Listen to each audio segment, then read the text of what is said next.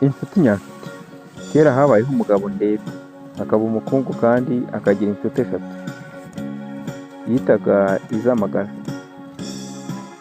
Umunsi umwe yenga inzoga atumira abe bose na za nshuti z'eshatu baranywa baranezerwa.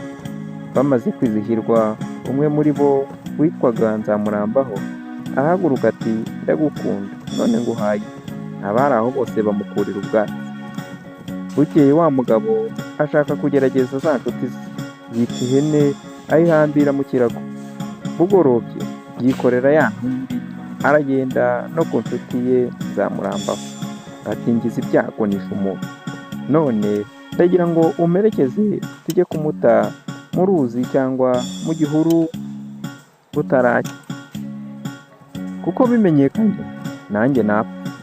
Nzamurambaho ngo abyumve ariyumvira ntiyibuka ibyo yavuze, niko kumusubiza ati umugore wanjye ntahari, none rero ntabwo nakwisigira urugo n'abana, genda urebe undi waguherekeza, njye simboneka. Ndebe arita mu gutwi, araboneza no kwa Mudatenguha, amutekerereza ibyamubayeho byose.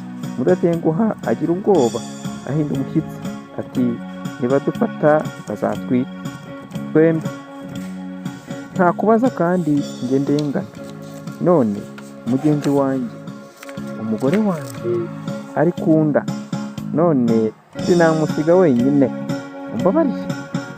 Ndebe akomeza urugendo no kwa Mutunamuka, atizeraga nk'uko yizeraga ba bandi bombi babaniraga ko yamutumaga ntiyanga. Amaze kumutekerereza ibyamugwiririye, undi abyumva vuba, aramusubiza ati hogi tugende, sinsubira mu nzu umugore atambaza ibyo ari byo. Bashyira nzira baragenda bikoreye ya ntumbi.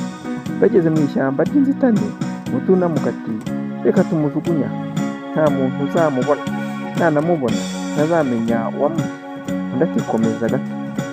Bigira imbere baratura. Ndebe atekerereza Mutunamuka ukuri kose, amwereka ya ntumbi, undi asanga koko ari ihene. Aho bayikindikiriye banezerewe, Ndebe akoranya bene wabo bose, maze ababwira ukuntu yagerageje inshuti ze agasanga inshuti nyanshuti ari Mutunamuka. Amugororera inka baribanira, atandukana na ba bandi bamukundaga urumamo.